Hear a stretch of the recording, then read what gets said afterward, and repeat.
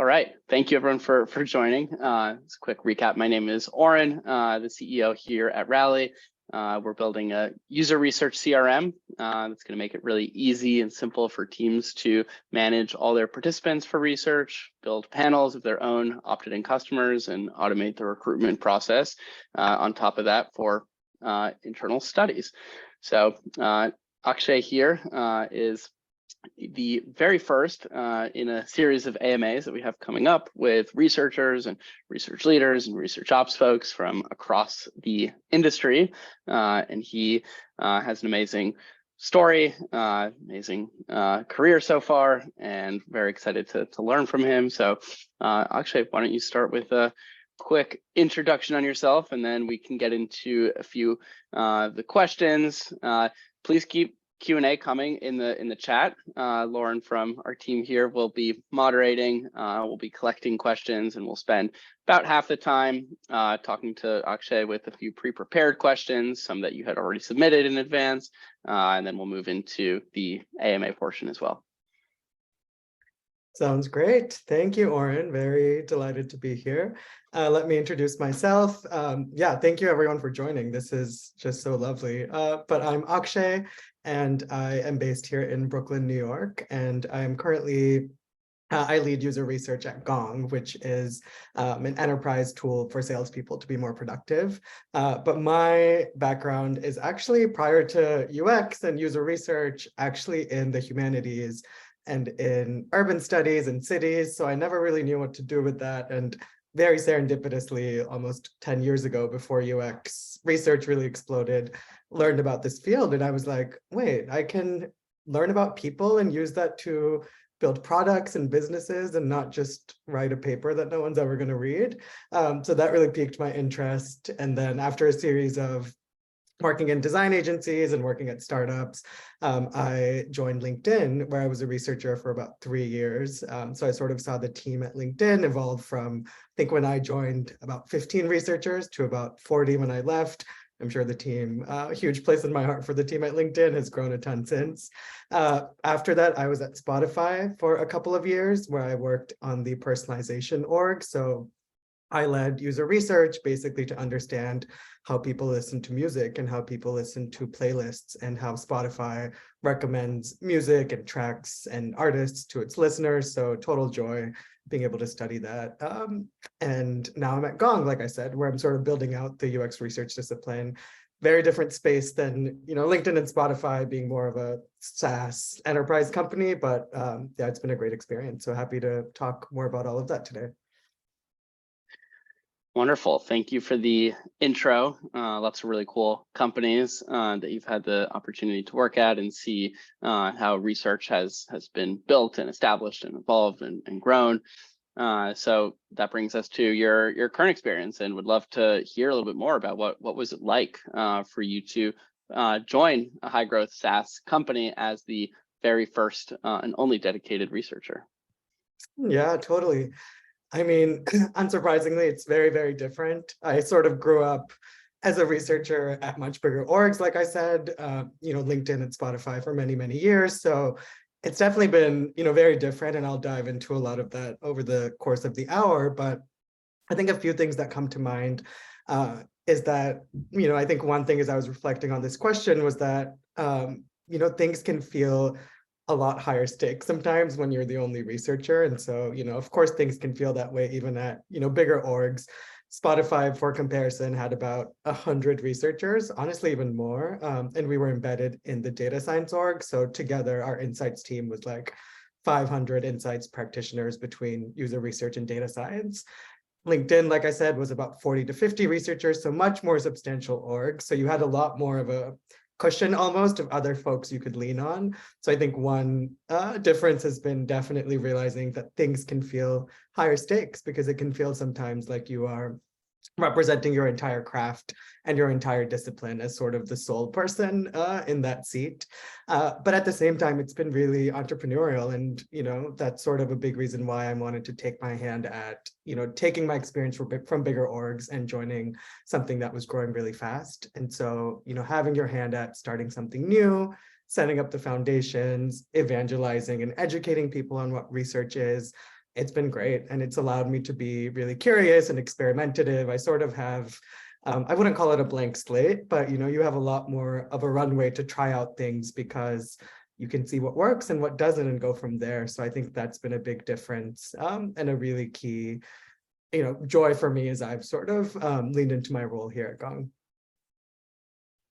Nice, nice. Yeah, it's definitely a massive shift going from a organization of 500 or so practitioners to one.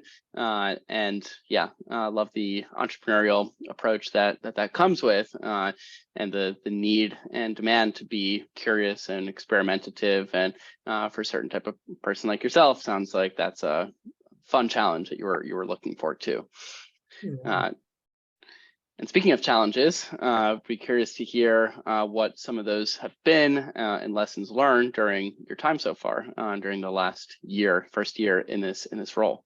Yeah, definitely, a fair share of challenges. I will not sit here and be like, it's all been great.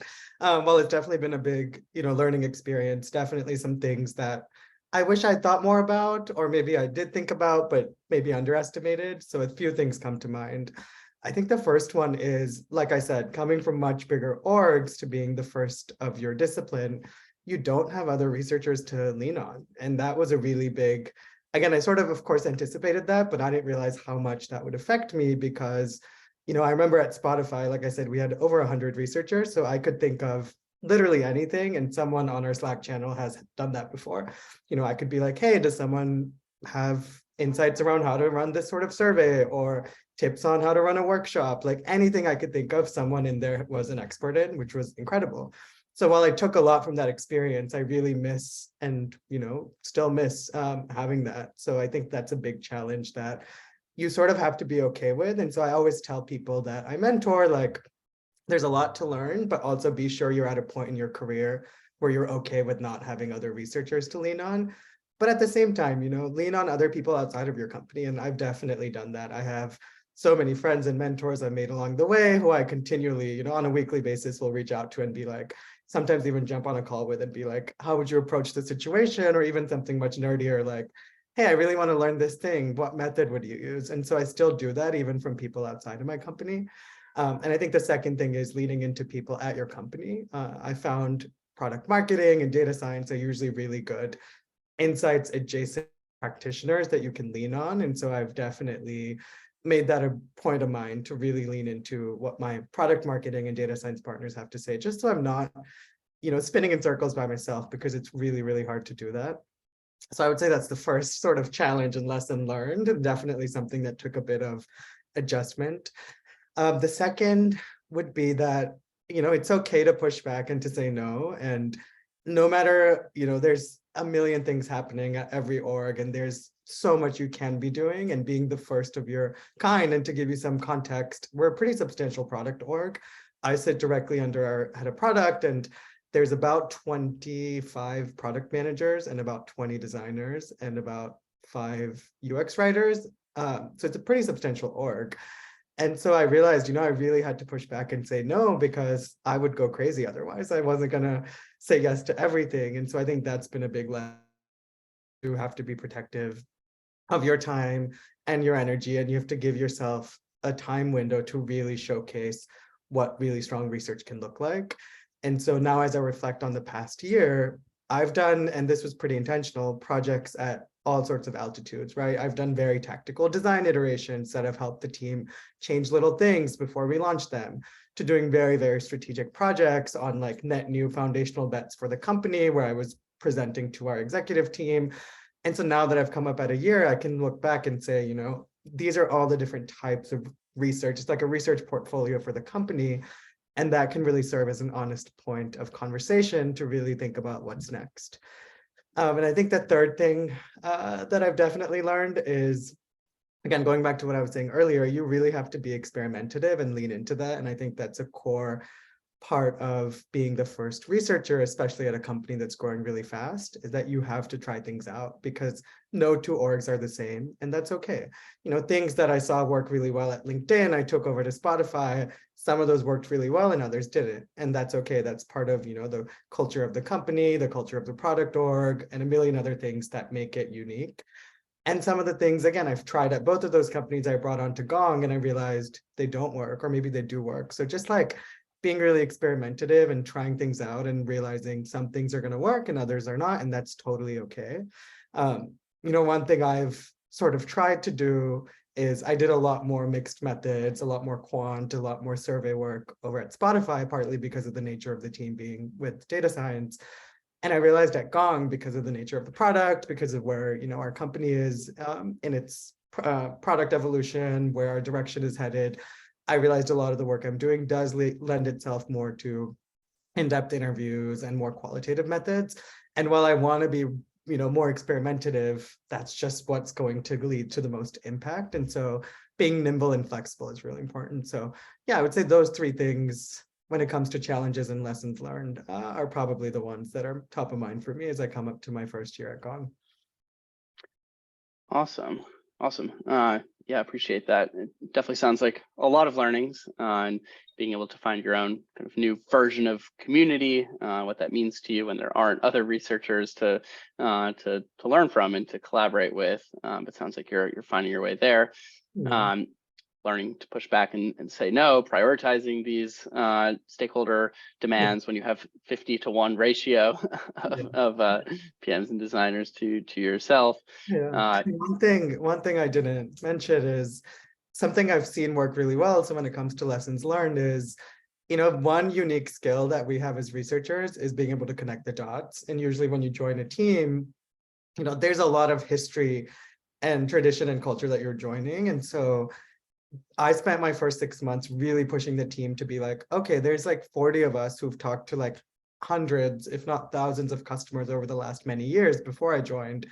Obviously, there's no way I can synthesize across all of this work that all of these people have done, but how do we push the team to connect the dots? And I found that really, I did workshops and I just like helped reframe things, and that really led to like a lot of evangelism and a lot of support from the team. So that was a big lesson learned too, is like lean into what our unique skill set is and being able to connect the dots and being able to tell compelling stories and being able to like make meaning of messy data, especially qualitative data. While people can do it, that's what our expertise is as researchers. And so leaning into that was a good way to build a lot of trust in my first year for sure. Awesome.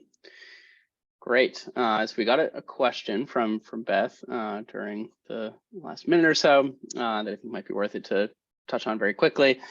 So the question is, do you find the Gong team asks you for more quant work because they are less familiar with qual methods? This is the situation that she's dealing with. Yeah. So actually the opposite. I don't know if I misspoke earlier, but it's actually the opposite, which is fine by me. I'm very much a qualitative researcher. But it's quite the opposite with the corollary, which I will talk about in a second. But I think the team does do quant work, but we have a small data science team that owns a lot of that. So when I sort of came in, the expectation was doing really deep qualitative work, which was great because that is exactly, aligned with my skill set and experience. However, one thing and this is every researcher in the room is going to relate to this, but one thing I've really had to be intentional about is the inevitable question of like, oh, the sample size is really small. Like, how are we going to do this? Or, how can we have confidence in these findings when you talk to 12 people or 15 people or whatever? And that's something, of course, over time in your career as a researcher, you learn to dodge, you address that question head on. But it's taken a lot of education and intentionality to be like, okay, this is not meant to be something we extrapolate percentages from. I would never present findings and say like X% of people think this unless it was a statistically significant survey or whatever. And so, yeah, to answer your question, Beth, it's actually the opposite, but there always is that question about like, is there validity? And actually our exec team does this a lot. When I present to our CEO and our exec team, they're actually really interested in like sample sizes and they really want to have that confidence. And so I've learned to navigate how to basically give that spiel of like, the power of qualitative data and small sample sizes and being intentional about that. So yeah, definitely an interesting, and different orgs, as I think as you're getting at, have different norms and expectations around that. So yeah. Mm-hmm. Awesome. Well, we've got lots more questions that have popped up here, and we probably won't be able to get to all of them now, but we will definitely keep them all off to the side, and if needed, we'll get to them at the end or follow up after with a little write-up, which is what we've done in the past. I think the next question that we had originally prepared, Akshay, was around where research ops fits into your role as a solo researcher. How has that fit into your scope? And I know Donald here asked a question that's slightly related on how are you recruiting participants and what has been surprisingly hard or easy about that. So if you want to just touch on that whole process, and we can go there for a few minutes. Definitely. So research ops, so I sort of started off as my own ops person, which again was something I expected coming into this role. And actually one of my mentors I spoke with before I accepted the role was like, you've been working at big orgs for many years, you're spoiled, you have access to a participant recruiter and all sorts of other resources. So she was like, just be mindful, you're going to spend a lot of time doing stuff you haven't done in many, many years, if ever. And so I knew sort of coming into it that would be the case, and it certainly was. So I started off and sort of still am my own ops person. So doing a lot of the things, again, that I'd lost touch with a little bit, like everything from, we didn't have an NDA when I joined, and people were like, we don't need that. And I was like, okay, well, let me spend a few months talking to legal and getting an NDA in place. So everything from setting up that infrastructure to emailing participants one by one before I learned about Rally. And spending a lot of time trying to recruit people. I set up a rolling research program over the summer where we would meet with participants every other week. And I was spending literally half a day just like copy pasting emails because I didn't have a more sophisticated tool until I learned about Rally. So doing literally all of that, sending out gift cards after sessions. And so that sort of evolved a little bit over the last half year, partly because we did hire a shared, a lovely research coordinator, product coordinator who is shared across the entire product org. So she helps me recruit people and uses Rally, but then also helps our product team recruit customers because of course there's 25 plus of them. They still are meeting with customers all the time. And I obviously can't work on everything that the team is working on. So there's plenty of conversations happening beyond just me. So yeah, we're slowly building out a shared resource across all of product. So she's sort of in between like a research op and product ops role. And Rally has honestly been great for this. I very serendipitously learned about Rally. I actually don't even remember how now, but it was perfect timing because I was going a little bit crazy. And I remember telling my manager like, hey, I'm spending a lot of my time, frankly, that is not the best use of our resources. And my paycheck to be spending half my day sending out emails to participants. And so when Rally sort of came through, that was really influential for me to be able to automate a lot of the recruiting that I was doing, especially for rolling research. And to get at your question, Donald, yeah, recruiting participants, fairly standard since we are an enterprise product. We have a pretty robust list of customers. It's not an infinite list. Like, at Spotify, I would talk to listeners, which you can think of the tightest criteria and still get like tens of millions of people in return. So obviously that was a much more infinite resource. Now we do have a substantial but fairly finite source of participants that we can define criteria by. We use amplitude to basically, I can say like title, general behavioral data criteria, like, loaded this page, something to, get at what the type of person I want to speak with, pull a list of those people. And prior to that, I was just emailing everyone one-on-one, literally copy pasting, which I know was not the most efficient. And even then I probably could have found like a Chrome extension or something. And then now we use Rally. So we'll just upload that list on Rally and have a template that we recruit through Rally and Calendly. So fairly standard. What's been surprisingly hard or easy?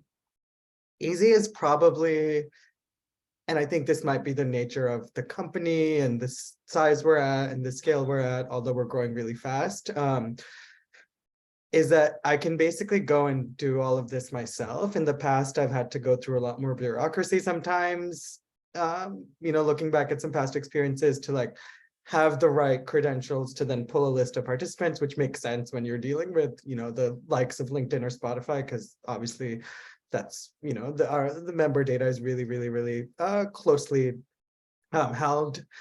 And yeah, so I think that's been sort of nice that there is a lot of trust in like us doing things right and doing it ourselves. I think the hard part has actually been what I mentioned earlier. There's a lot of people talking to customers beyond just product, marketing, pricing, all sorts of people are reaching out to a fairly finite list of customers. So it's been a little bit unruly, and honestly, I've definitely been going a little crazy trying to figure out like, how do we streamline this? Because the amount of times customers reply and they're like, oh yeah, happy to chat, but also I have a meeting scheduled tomorrow with a PMM or a PM. It's just been really hard for us to standardize that. We're definitely hoping to lean on Rally to help with that for sure. But I think that's been the hardest part. Wonderful. Thank you. Got lots of additional questions, but Priya, looking at your question right now, Rally having a wait list. We are the Rally team on here, so if you'd like to skip the wait list, you could just reach out and we'll help you onboard. So just submit your email on the website, and someone from our team will reach out right away. But back to the questions. So Akshay, we saw a couple other questions in the chat, one from Hillary on starting to scale a research team beyond a team of one. And I know this is a topic that you're thinking a lot about right now, on how do you make that case to scale beyond a team of one and what the process looks like for you. So I'm sure everyone would love to hear that. Yeah, definitely. So I think as I think about my process and, how to think about scaling, because that's a really, when I joined, I was pretty intentional about like, I want to take at least 2 quarters and really settle in. And I think the first thing I did is just remind myself, it can feel like you're starting out on a blank slate, but you're really not. So I think recognizing that you're joining an org, and that org has its own unique culture and norms and systems in place that you're sort of inheriting. And so I spent my first 6 months really just trying to soak that in, like what does your org expect of product managers in terms of doing discovery? I've seen the whole gamut, some companies where like PMs will never speak with customers, other companies like Gong where they're expected to have their calendar full of customer meetings. And so, what is that norm around product and design doing their own research? What skill sets do designers have, right? Like, do they intentionally hire or screen for designers who have past experience doing their own research? Are designers even expected to do their own research? Does marketing conduct a lot of research today? How does your team talk about user needs and frameworks and all of that? Do your product specs have a section that cite qual or quant evidence? All of those things, really soaking that in and realizing you're not starting out with a blank slate. I think that's the first part of really taking stock of that before you can think about scaling. I think another thing I've done really closely is, paying a lot of attention to adjacent disciplines and how they're scaling. So in my first, 6 to 9 months, how have design and product and UX writing scaled, and why? Being really probing and asking why or why not to the people who are making those decisions, and realizing that, how is that being talked about? What is the approach and reasoning behind those disciplines scaling? Because you can learn a lot from that when it comes time for you to think about scaling your discipline and using that language back when you're scaling that discipline, right? Like being really curious about like why or why not are other disciplines scaling or not scaling. And then I think for me right now, I'm really thinking about like, now that I've sort of done all of that and have a pretty good grasp on where we are and where we're heading, I'm actually being really ruthless about like documenting and measuring success, and knowing that like replicating success, honestly, when you're starting out is easier than taking a bunch of bets. And so recognize what works well and what has worked well, what type of research are people talking about and get excited about? What type of research is your leadership team really excited about? Who are your allies and champions, and how can you really understand like why are they your champions and allies? Like what about your work has made them really excited, and then going from there. So no 2 orgs have the same barometer of what will work well or not work well, but I found that scaling using this model of like replicating success is you have a greater likelihood of that working well. And I think you can be more experimentative when it comes to growth after you sort of have built out a small team of researchers. But I think that being the first researcher and scaling from 1 to 2 to 3, really being mindful of that success and trying to see how you can replicate success has been my approach. Awesome. Love the idea of replicating success there. So during that question, Jessica asked a question on what sort of metrics are you using to measure this kind of success? Or I know this is always a hot topic of how do you measure the impact or success of research. So yeah, sure everyone would love to hear your thoughts on this front. Yeah, that is a hot topic. That's something that's every team I've ever been on, no matter what maturity you're at. It's really hard to measure UX research success, right? Like it's really hard to quantify. By nature, our discipline is about the fuzzy and the qualitative. And so I think a lot of teams have different approaches to measuring success. Jessica, to answer your question, honestly, no, I don't have specific like metrics I'm looking at. I mean, I probably could and should, but I think the work I've been focusing on has been so foundational that it's more like, again, it's like qualitative work. So you get qualitative feedback, and then you think about qualitative measures of success. And that comes from a lot of what I was mentioning, going out and finding allies and really you doing that internal research and figuring out what works well.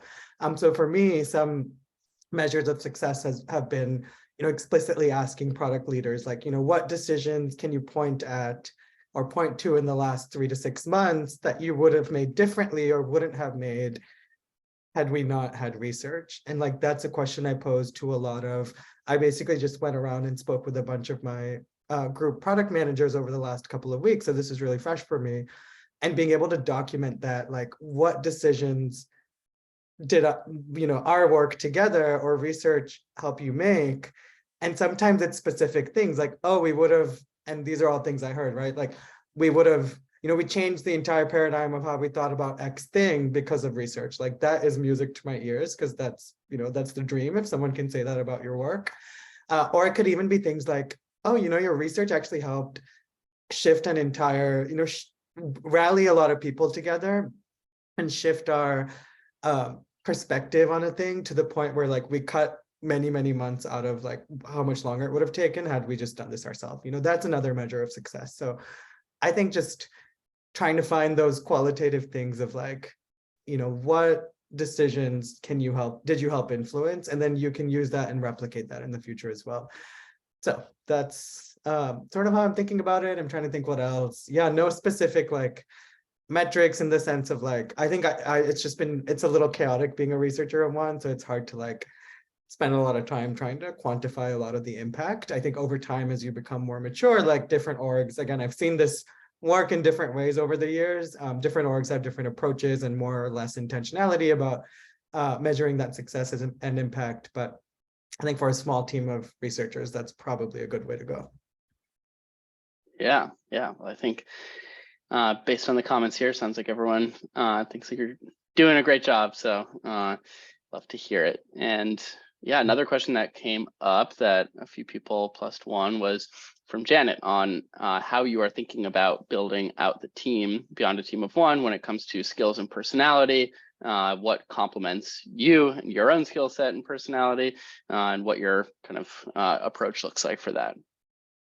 Yeah, I think I would have answered this pretty differently even a few, 3 to 6 months ago, where, what I was saying earlier, and this is sort of a recent revelation of mine, is in having those conversations with my product leaders and other folks I've worked closely with and really trying to get at, what's worked well. I've realized the power of, like I said earlier, replicating success. And so I think that could be, people could definitely contest that. And I think that's totally fair. But I think at the stage that we're in now, that's sort of my approach, is realizing what's worked really well here at Gong is that we're doing a lot of net new stuff. And there's a lot of open questions at the company level that are like, should we even go in this direction? And really big questions that are like adjacent to that, like, do we build X feature or functionality in-house? Do we acquire a company? If so, why? What problem are we solving? And so these are really, really big questions that I've been able to spend most of my time working on. And then the result of that is like, oh, I get to present to our exec team and be like, we should or shouldn't do this, in my opinion, because of all of this, data I have from the deep qualitative research I've done. And so that model has worked really well. So I'm thinking a lot about like, how do you scale that? I think there's other sort of existential questions there around like, is it embedded? Do you have a small joint resource that sort of sits across? I think we have 5 or 6 product pillars, each with a group product manager. So it's a pretty substantial org. So part of what I've been thinking about is, do we scale into having each of those people supported by a researcher? And I think that's the model I've seen work really well. So that's sort of what I'm aspiring to, definitely, is, I think there's a lot of value to be had in building an archive of knowledge and an expertise over time. And I've seen that work really well in embedded research models. And so if a product lead who may have, 2 to 5, 6 product managers that work with them has a dedicated researcher that can co-own the roadmap, that can co-own building knowledge and using that to inform the longer term strategy for that team, there's a lot to be said about that, because sure, someone can go in and do a 3-month project and then move on to something else, in a totally different part of the company, but there's so much value in becoming an expert in a space. And so that's a lot of what I'm thinking about. So that's more of like the fun organizational stuff about like, how do you scale, research, so replicating success, aligning yourself to the most strategic things, and then having a model where someone can really build an expertise and co-own the product roadmap. And then I think for more of the other, I think you mentioned things like personality and, expertise and skill set.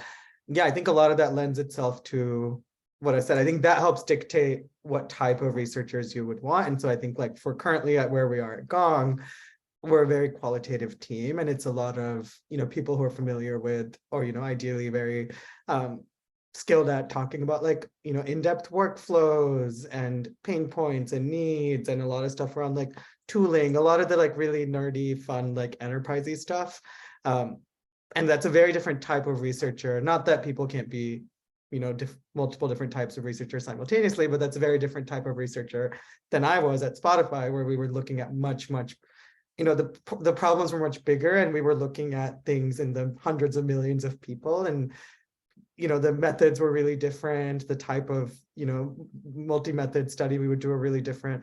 So I think that's how I'm thinking about it, as well as what are the best types of skill sets and experiences we can use to meet those 3 goals of what I mentioned earlier. Awesome. Cool. That was super comprehensive. So this question has come up a few times now, and I think Sarat is pointing at something very similar right now, competing priorities from different stakeholders, and another one above from Ariel, working on a team of 1. How do you decide what your next project is? From Donald, how involved is your leader, who I know is a product leader, involved in helping you prioritize and scale and support the work that you're doing. So if you want to touch a little bit on how you prioritize, choose what to work on, and kind of manage that process, that would be super helpful, I think. Yeah, definitely. I'll actually tell you a story of something I tried that didn't work as well as I thought it would.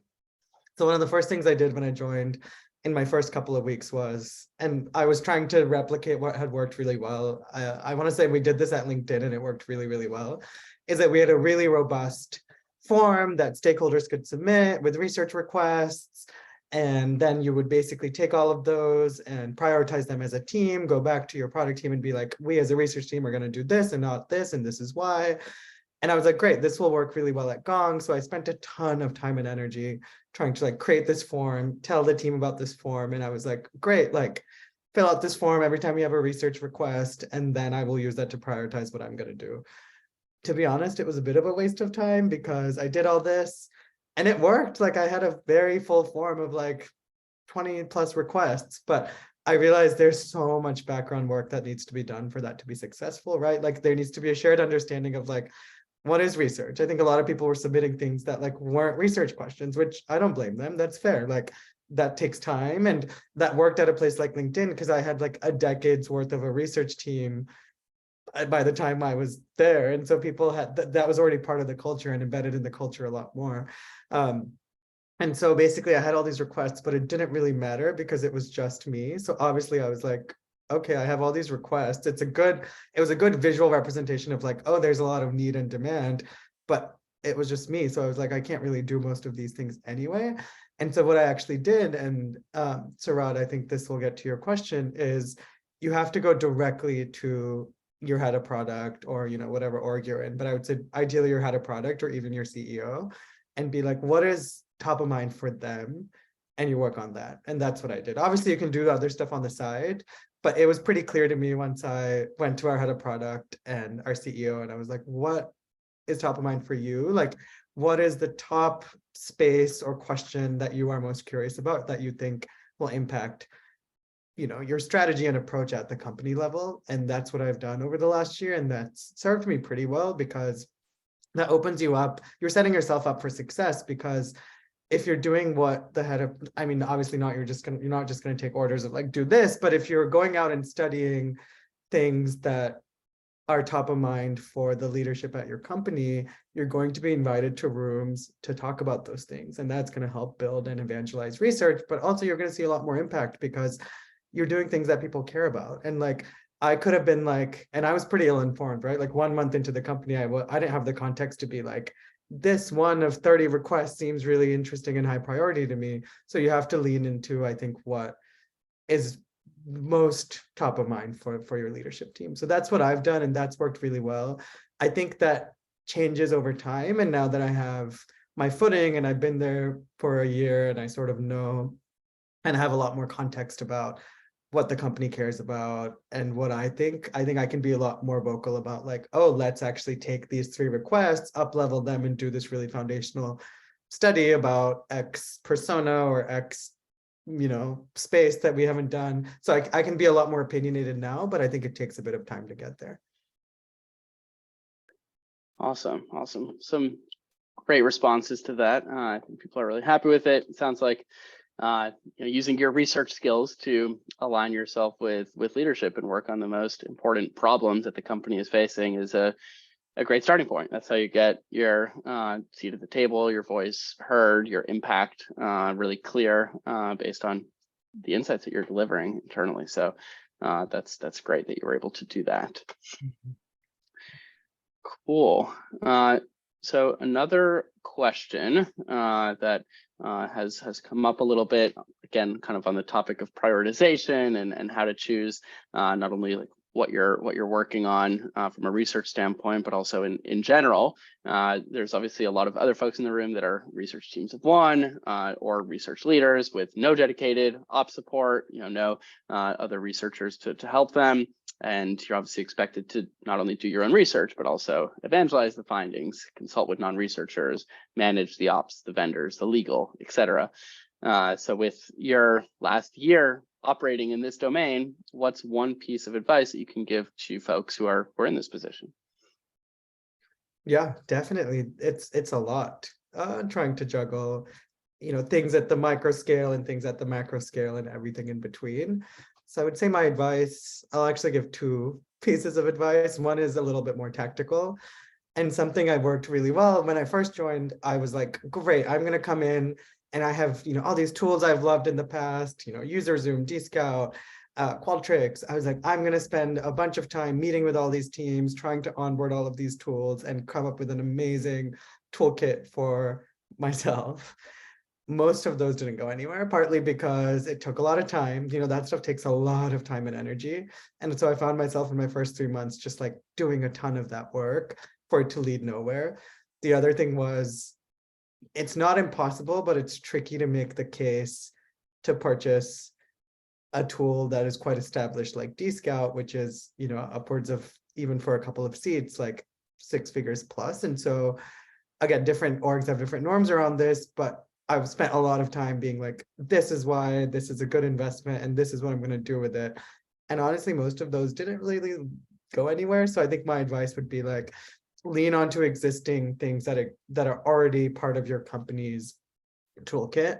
So more tactically, right? Like they may not be perfect, but for the time being, sometimes it's just easier to do that than spend weeks and months trying to get a new tool for every little thing, or tools you've used in the past that are going to work well, but honestly may not be the best for a team of one.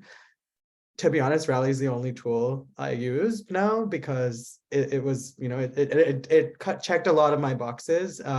And so it's the only tool that I successfully was able to onboard and use. And that's been great.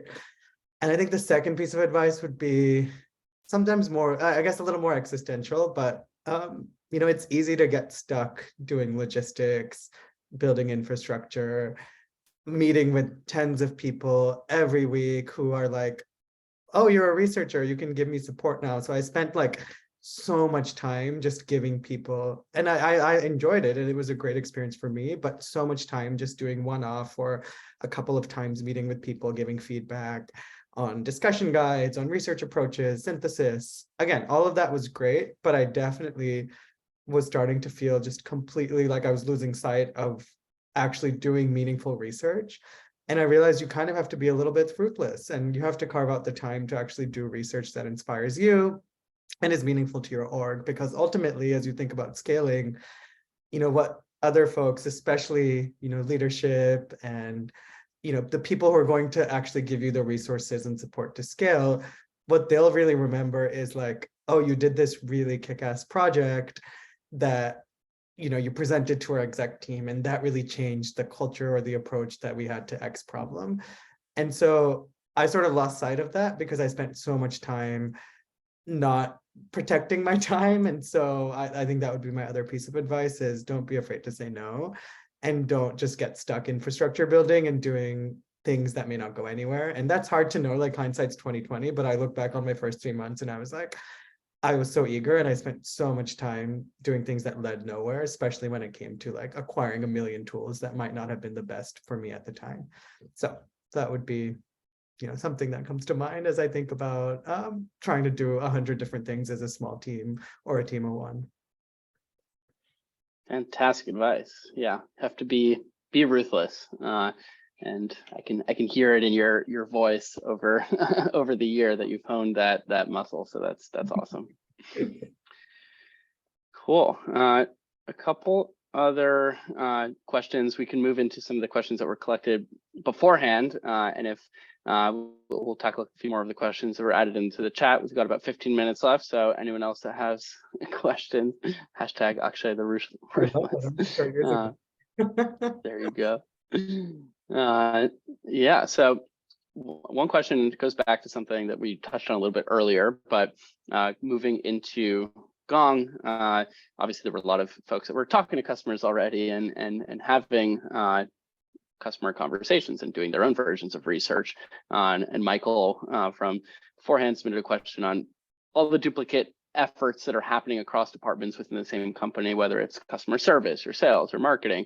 Have you found any beneficial processes or methods to ensure that the information that they're receiving makes it back to you? Yeah, definitely a challenge. Like I said, when I joined, a lot of what worked well for me was being able to connect the dots and help my teams connect the dots. Yes and no to your question. Like, have I found any beneficial ways to make it back to me? Like, yes and no. So I think starting with the no, that's just never, it's just really tough to do that, especially because, yeah, you're right, between customer service and sales and customer success and product marketing, like everyone's always talking to customers, as they should be. But there's no way people know. There's no way. We're a pretty big org. We're about 1,200 people right now. So it's not a small org by any means. There's no way all these people know who I am and what I do and know to either keep me abreast of what they're doing or ask me for, if they, want any input or feedback. So like that will just sadly never be the case. And that's okay. I think over time you realize like, oh, there are some people who are really good at that you can lean on. So I think just like being open to that and giving it time to figure out who those people are going to be. But one thing that did work really well for me, to sort of the like, yes, I did sort of find a process, was I realized between a couple of folks on pricing and marketing and myself, we were sort of working in a similar domain. And I actually encouraged us to create a joint research roadmap between pricing research, marketing research, and user research. and actually present that to our teams as like a joint initiative, even though we're all doing, it was nothing fancy, like we're all doing this separately, but I was like, let's just house it as one initiative, and that will help other people know who each of our disciplines are. And then two, just like have a more joint narrative where we can connect the dots more and like triangulate different sources of research and data. And so that has sort of worked well for me. So being intentional about like, what are some creative, fun things you can do? And now those people know who I am and may reach out to me more, and we can replicate that over time. So going back to this theme of replicating success, like that was a very successful thing. And it was nothing fancy. It was just like making it a joint initiative. What else? I think you were also asking like, yeah, like what do you do with all of these disparate like disciplines and functions doing research simultaneously? Again, you can only do so much because, again, depending on the size of your company, people aren't going to know who you are, or you're not going to know who everyone is, and that's just like part of it. But some things that have worked really well for me also have been, I've done a few workshops where I've just been like, okay, everyone who has some insight into X thing that we are interested in, let's come up in a room. And I led a workshop where we were basically doing pretty basic, like, affinity mapping and diagramming of like key insights on a persona or a problem or, something that the team is interested in. And those worked really, really well. Everyone after was like, oh my gosh, even the PMs in my team have never sat down and tried to draw connections across what we all know. But all five of us, even though we are on the same team, every week go off and talk to X number of customers, but we've never sat down and just like shared common insights across each other. So doing things like that over time can help as well. And you can bring in other disciplines beyond, your most immediate ones like product or design. Yeah, I love the theme here of you're bringing things that are not super high effort, but really high impact, and things that are very natural to the role of researchers that, it's already fundamental to your skill set that you can bring to the rest of the team. And yeah, connect the dots. Like you said earlier, give people a bigger picture perspective. Yeah. Love it. Love it. We can hop to Catherine's question from a couple minutes ago. She is trying to tackle research ROI.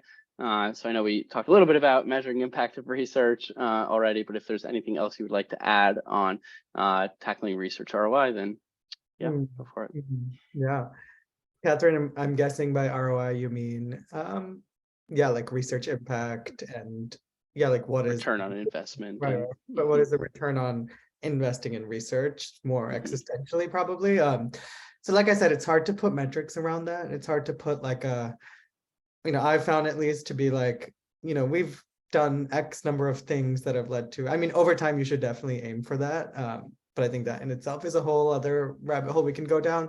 But what has worked for me in terms of presenting what the ROI on me as a researcher is basically creating that portfolio I mentioned earlier of like trying out different things and having basically a portfolio that you can refer to when it comes to conversation, saying like, here's all the decisions that I have explicitly been told or can extrapolate that have been made, big or small, that would have been made differently or wouldn't have been made had we not done research. And having a go-to, like, it doesn't need to be by portfolio. I don't mean like go create a fancy deck, although of course you can do that too, but even just a mental portfolio of like rattling off like, oh, here's 5 things that I know have happened because you have invested in one researcher or 2 researchers or whatever, or you've just invested in research altogether. So I think that's probably a good place to start, especially if you're a smaller org and a smaller team that's still getting its grounding. I think as a team matures, again, you can have a lot more pointed conversations about putting hard metrics and numbers around that and having some consistency, although I find that to be really, really challenging with qualitative research for obvious reasons.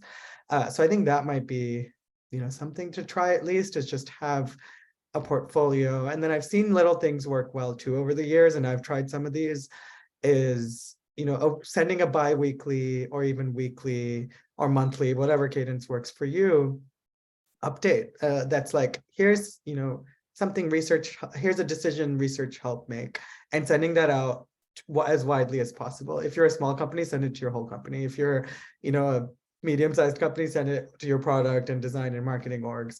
And that's worked really well. I sent that I should probably do more of these, but I've sent a few of those like monthly or so that are just like, okay, in the last month, here's some key insights, TLDR of like things we've learned, and then being really, really specific about like, here's some decisions we helped drive as a research function, and send that out and wide, and you'll get so many responses, and people will be like, oh my gosh, like that's amazing. And so that might be another way to tackle ROIs, having some fun with it, and being, again, like I said, being ruthless about it. Like, don't be afraid to showcase your impact and to showcase that widely, because I know for something fuzzy like qualitative research can be a little bit hard to do, whereas other teams can pull like, oh, we ran an A/B test and this metric went up.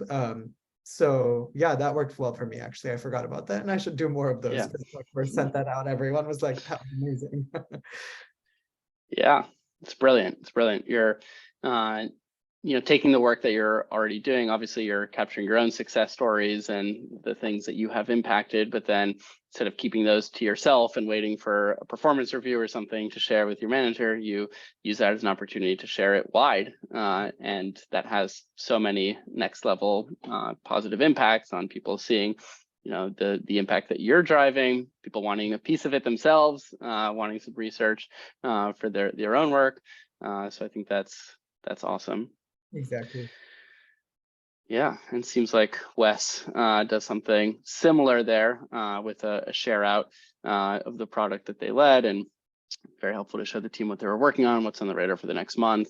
So yeah, sounds like some of these communication things can just go a really, really long way. Yeah, love it. Cool. So yeah, we've got just about 5 minutes left. We can, maybe Janet has a quick question here. So when do you think there's a role for external qualitative researchers on a project basis? She heard what you said about product teams needing deeply embedded experts, but is it a place for this like other type of, quickly touch on that? Yeah, 100%. And this is something I have leaned on this year as well. When is there a good time to basically contract out a researcher, right? I think all the org and political stuff aside of like, oh, logistics and headcount and year planning and all of that, obviously that will often dictate whether or not you can get a full-time or a contract person. I totally think there's a time and place to have a solid researcher who may not be an expert in the space, and they may just come in for a couple of months. And like you said, yeah, I was saying expertise over time is important, but I think the other is important too, because sometimes the team just has, so I'll give you an example. About 6 months ago, a team had a really came to me and was like, we have this really big question about this whole new space, and that's going to dictate what we end up doing for the next year. And that was a big like siren for me to be like, oh, these are all the right ingredients for a really good research project, because they're literally coming to me and being like, help me make really big decisions. And if someone comes to you with that, I want to do as much as I can to help them, because I'm setting myself up for success. But I couldn't work on it because I was working on another equally big initiative. And so as just one of me, we sort of went back and forth and we're like, is there an opportunity to hire a contractor who can come in with special skills and expertise in qualitative research and basically do what I would do if I were to work with you. And then at the end, we can showcase like, here's where we started, here's where we ended, and here's all the decisions we were able to make had we not had someone come in and help them for a couple of months. So I think if you feel like the ingredients are there for a really impactful project, absolutely go for it, because you can add that again to that portfolio I'm talking about of over time, saying, this is another example of research playing a really key role. And that's something I couldn't have done by, just as a person, as a team of one. So yes, absolutely, there's time and place for that. Wonderful. Well, we've just got about 2 minutes left. If anyone has a last quick hitter that they want to ask Akshay, he's been laying out pure gems here all day. So we'll probably have one last question left if anyone has anything.